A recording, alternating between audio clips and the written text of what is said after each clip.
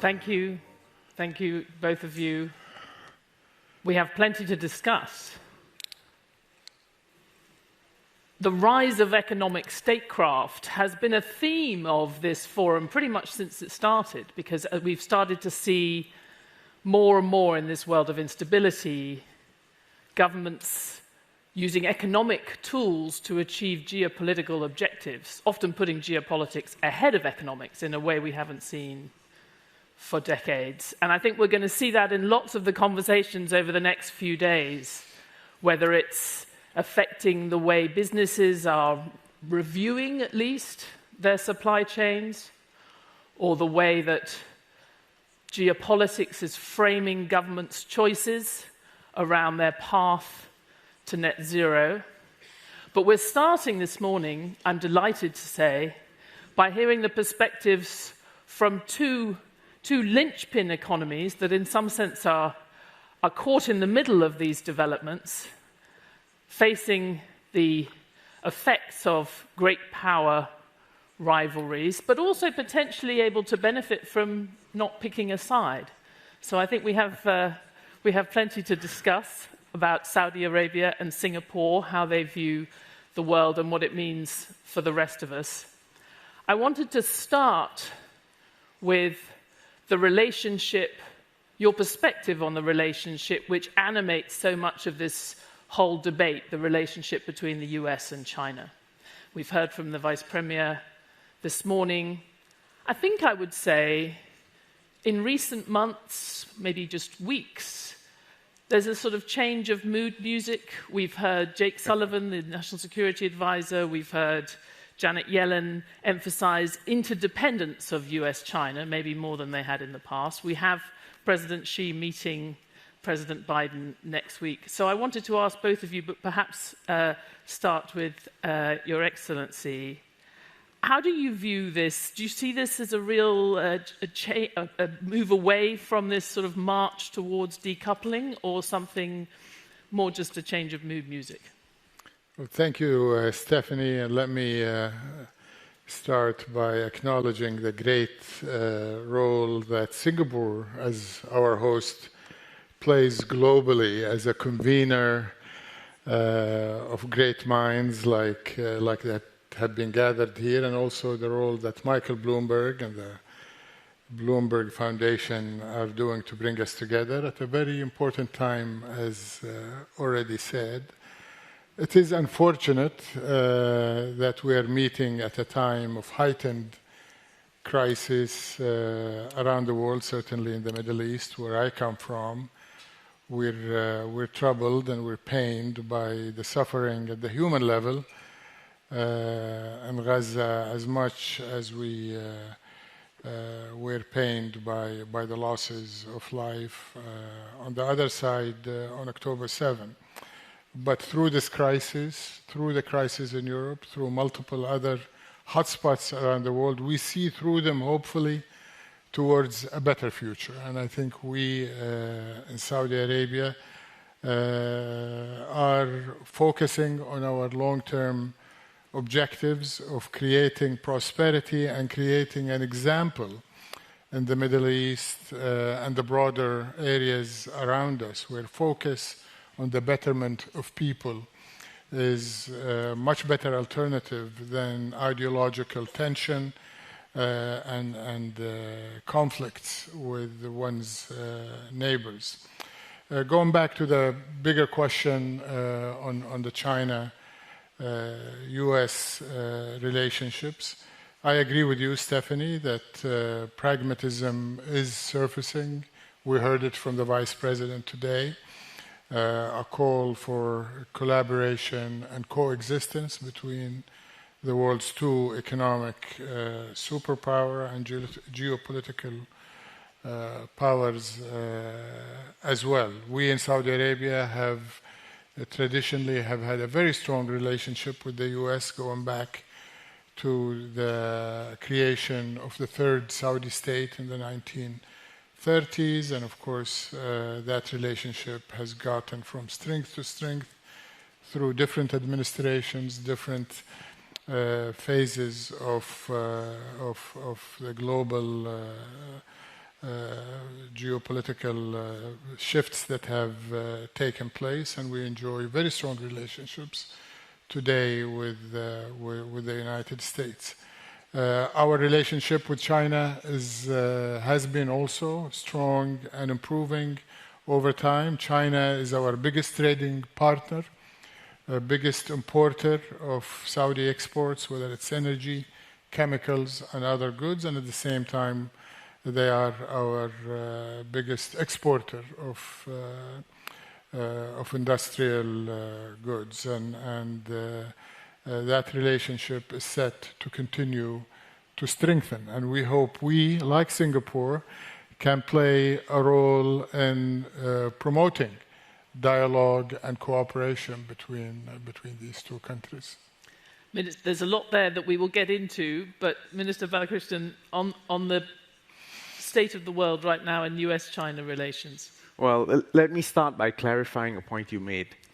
Saudi Arabia is a linchpin of the global economy. Singapore is not. We are a derivative economy. We are the canary in a coal mine.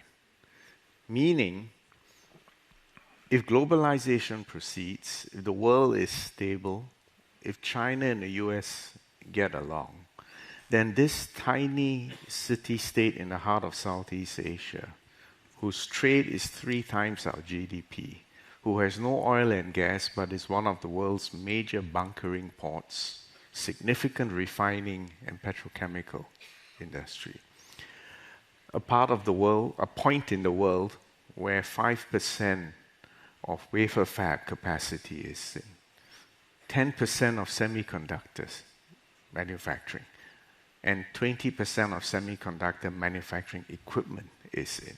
So I'm laying out all this to say that in Singapore, we view the global developments and instability from a point of great anxiety. What are the key currents that give us pause? Number one, since the end of the Second World War, there's in effect been a single economic operating system, underwritten, envisioned by the United States.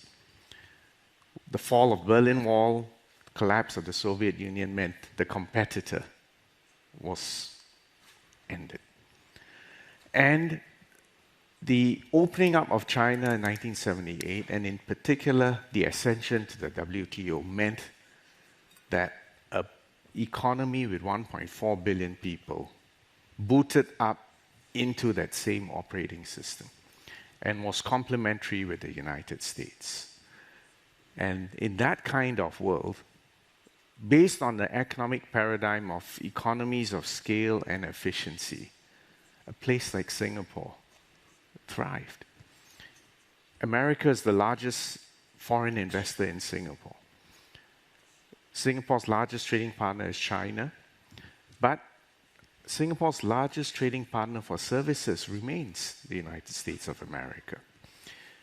If you ask China who's the largest source of foreign investments into China, you'll find little Singapore somewhere high up on that list.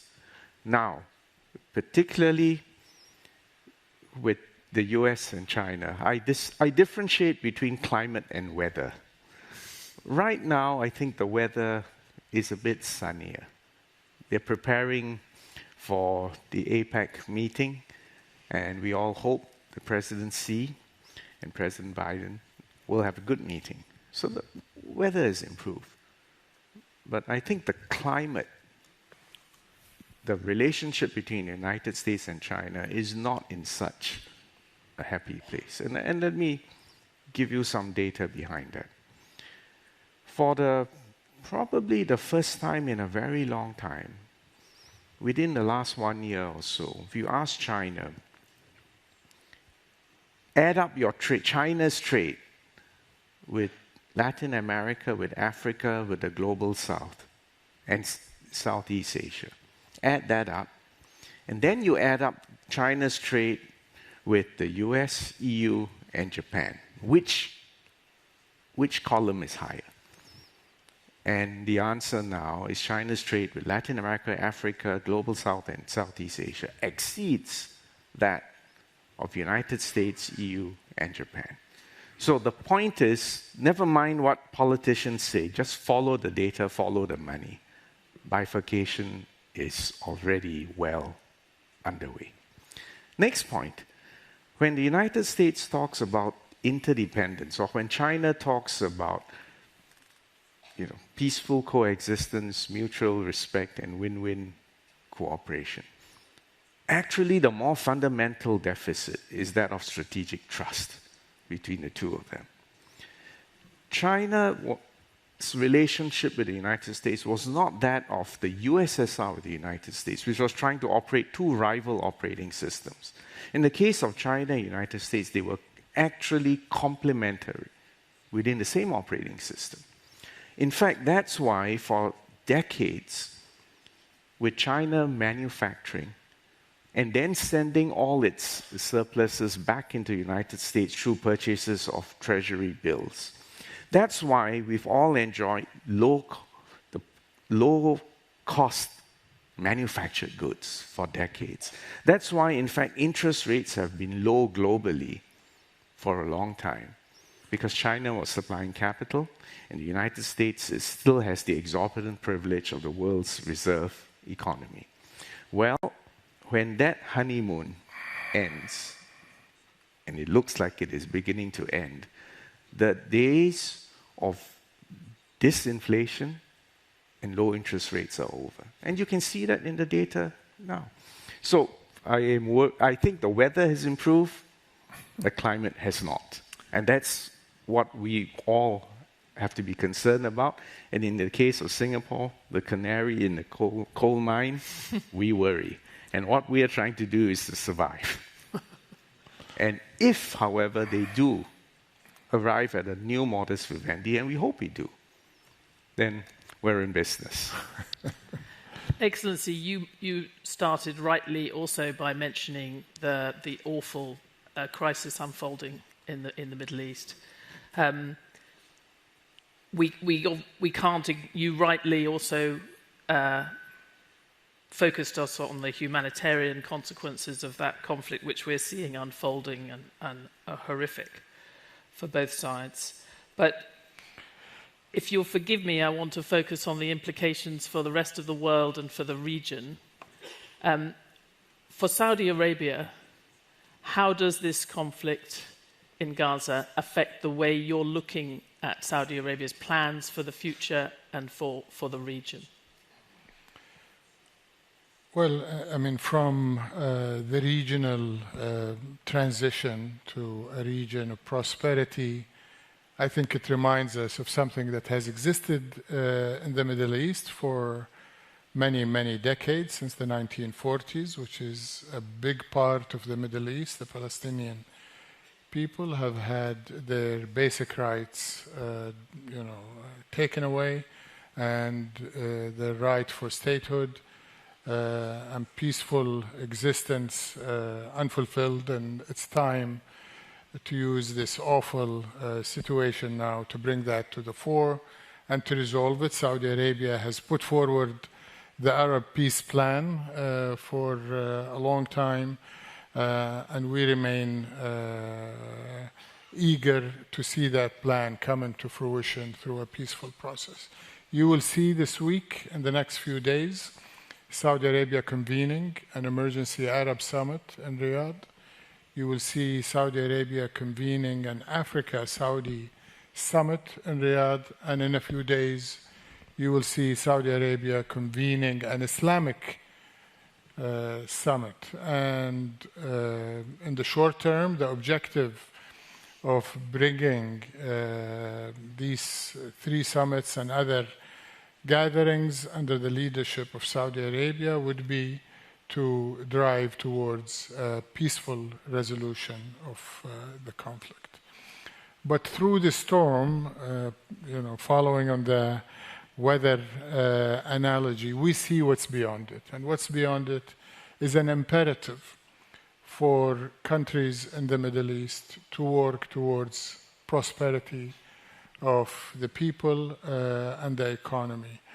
And Singapore, again, plays a role as a role model, because this part of the world has had its challenges and its tensions. And if you look in Asia in general, but certainly in Southeast Asia, and say, what is the role model for a country that has focused appropriately on its economic development and avoided getting embroiled in regional tensions and built prosperity for its people that has also pulled the rest of the region around it? I think Singapore clearly stands out, not only in Asia, but the rest of the world. So that's what Saudi Arabia is focusing on. Just a couple of weeks ago, we had the Middle East's largest and most vibrant economic summit in Riyadh, the FII conference.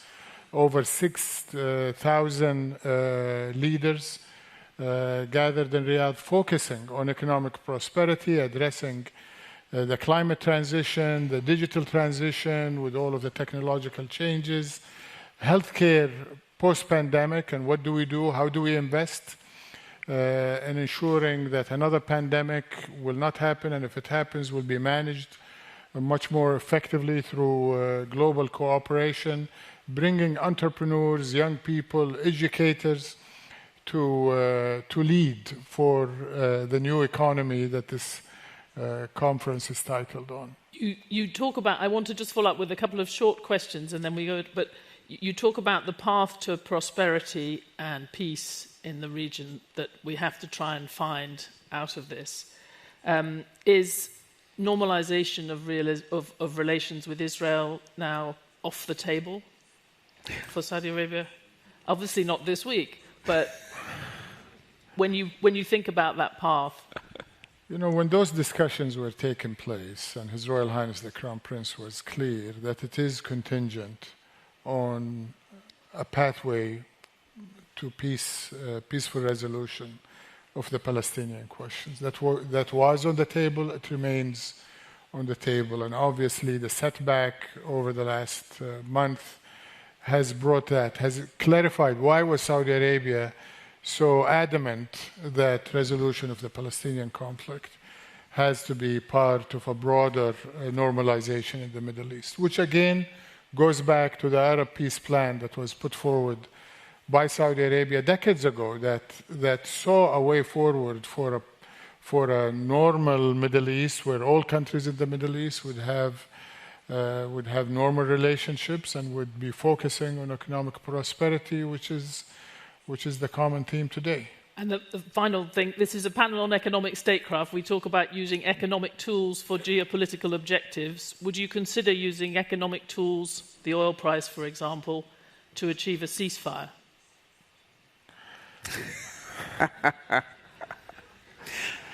Maybe you don't need to answer well, first of all, that is not my mandate. That is not my mandate today. Just between us. And I can tell you that is not on the table today. Saudi Arabia is trying to find peace through peaceful discussions. Okay, so Singapore, the bellwether, not the linchpin, but the connector, the everything to all people country.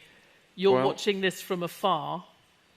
We see this from afar, but we are good friends with both Palestinians and Israel. I think we're one of the few countries that we regularly visit, both Tel Aviv and Ramallah. First, it's an absolute humanitarian disaster. I mean, there's no other way of describing it. It's a crisis, a truce is needed, people need help. But if you zoom out, what this illustrates is that you can't have economics without the political questions resolved first. I think in the initial euphoria of the Abraham Accords, there was that sense that, well, let's just focus on economic development, bringing prosperity. Maybe somehow, wishfully, magically, the unresolved political questions will disappear. Well, I think the events in Gaza have illustrated that you do need to resolve the Palestinian issue right up front, in center. From where we sit, we think there's no viable alternative except for a two-state solution. And in fact, part of the problem is that in both the Palestinian people and in Israelis, the domestic support for a two-state solution has been falling in recent decades. But the problem is, if you have an ascendancy of one-state thinking on both sides, and if you think carefully about it, one state must mean, by definition, the violent elimination of the other people. And if we assume that that's not possible, then you do need cool-headed people in the middle of the political milieu in both the Palestinians and on the Israeli side to get together and say, look, how are we going to live and let live? Gaza is half the size of Singapore and has only 1/3 the population of Singapore. So, yes, Gaza is densely populated, but Singapore is even more densely populated.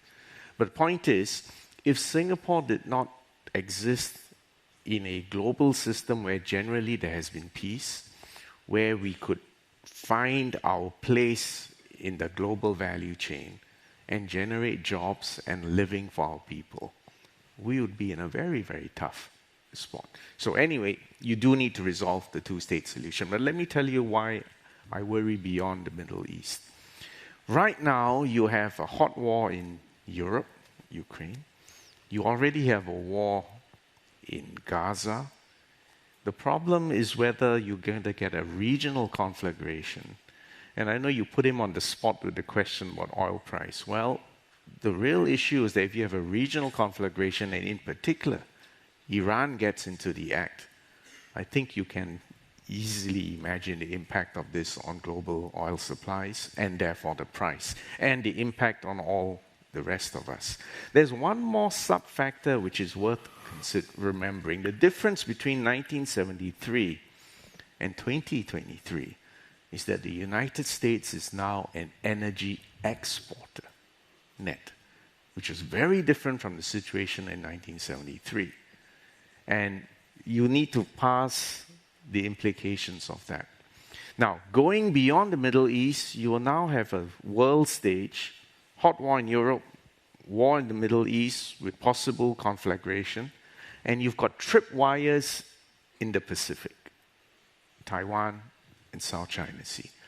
And if you tot up on a ledger, the countries align on either side of these conflicts or tripwires all around the world. I'm very uncomfortable that it's the same cast of characters on either side of those lines. And therefore, I don't want to be excessively alarmist, but the last time that happened globally was the First World War. So this is a moment of danger. I wouldn't say it's highly likely. It's less likely, but the probability is not zero, and it's got profound implications on peace and prosperity. I'm interested for Singapore. You mentioned quite rightly that we now have not one but two hot wars that the US is facing. There's quite a lot and of... tripwires in the Asia and Pacific. Tripwires. Well, this is the interesting question. So is it good or bad news for Singapore, for relations in Asia, if the US is now preoccupied with these two hot wars? No, it's not. It's never good news for there to be wars. It's never good news for the world's preeminent superpower to be distracted or caught in a quagmire. Look, terrorists do not have a solution for the world. They don't have a new technology, a new way of organizing society, a new way of optimizing the economy and bringing us new wealth. But they will cost us a lot of blood and a lot of pain. The real developmental opportunities for the world right now is what we're going to do in AI, in quantum computing, in semiconductors. What are the opportunities in biotechnology and the global energy transformation? We need the world the scientists, the politicians, and economists, and the companies, the private sector, we focus on the opportunities in these new frontiers. If we get a world that's caught up in war and distracted in ultimate strategic dead ends, it's going to be a world which is unstable, hyperinflationary, disrupted, and war will be a defining feature.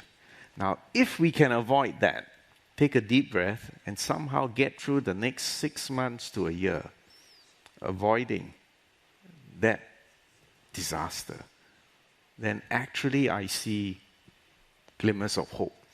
And as a diplomat, I have to be optimistic. Otherwise, now what's he the says point he's of waking up? We took a while to get to the optimism. Yes. We're going to run out of time, but there's Yes, a couple I'm of very watching the important things. I mentioned at the start that you are both economies who you could describe as being from the have your cake and eat it school in this world of divisions. Is it sustainable to not pick a side? The minister has mentioned that it's the same players behind many of these tripwires and these disputes on each side. So, briefly to both of you, can you continue? You're increasing your very strong investment relations with China. Can you maintain that and the partnership with the US? Well, that's the intent. We will continue to grow our economic relationships with any and all countries that have common interests with us. The Kingdom of Saudi Arabia has many cards that we're playing to our advantage, our location, our great energy endowment, conventional fossil fuels, but increasingly renewables. We are today the undisputed leader in developing green and blue hydrogen and ammonia from that, and starting to export to economies in Europe and the Far East. We're connecting to countries not only in the Middle East, but in India and Europe, as you have seen through data cables, through energy linkages, through ports, and you have seen the IMEC agreement on the sidelines of the G20. But we're also strongly economically interconnected with China. Our Riyadh as a financial hub is growing in significance, and we're drawing capital in as much as we've been exporting capital over many, many decades. And we are actively engaged with all of these global economic centers. Southeast Asia, centered around Singapore, is a very important economic connectivity that is already strong, and we're building out. And like I said in the beginning, I am a believer that wisdom on both sides, from China and the US, will cool down the rhetoric about this natural strategic competition as China approaches the US in terms of its economic side. But I think ultimately there will be a peaceful coexistence between these two superpowers, and Saudi Arabia will thrive by playing to our strengths with all of them. Is it sustainable? We don't pick sides, we uphold principles. We believe in an open, inclusive world. We believe in being honest brokers, in being a safe deposit box. We've been good for our word and a rules-based system. And I don't have the luxury of whispering sweet nothings in Beijing on one hand and then going to Washington. So I have to have the exact same message. And it means sometimes I have to say no. And they have to understand that when Singapore says no, it's because of our own enlightened long-term national interests, and not because we are someone else's cat's paw or proxy or stalking horse. So far we've been able to maintain good, honest, close relationship with both sides on the basis of honesty, transparency, and consistency. Okay. So we get by. Final question. We started at the beginning by talking about the current state of affairs, particularly with US and China. In a year's time, we may be sitting here, and I think the bookmakers would say there's a decent chance that President Donald Trump will have been re-elected. How, briefly, how does that affect the world that we've been talking about? Well, I think that President Trump and President Biden are very two completely contrasting personalities. You think? But no, the hypothesis I want to make, however, is that if you look at economic policy from Washington, both President Trump and President Biden, what have you seen? There has been bifurcation from China. There has been a focus on trying to rebuild industrial capacity within the United States. There is greater skepticism about globalization and about global supply chains and free trade. There is, I hope, even if President Trump comes back, a sense that climate change is real and that there are opportunities in new energy. So I focus on what is consistent and what seems to be bipartisan. So again, my point today is distinguish between weather and climate. I think the political climate in the United States has changed. And yes, it does make a difference who is president, but some things are not going to change at the strategic level. Trump 2.0, you get the final word. Well, I talked about our relationship with the US since the 1940s, and I think it will evolve, but it will continue to grow stronger and stronger no matter who is leading and which party is in office. And I think the audience can debate whether that directly follows from some of the previous things that we've discussed. But thank you very much to both of you. We're going to be discussing the Middle East in a little while with the former US ambassador to Israel. But in the meantime, thank you.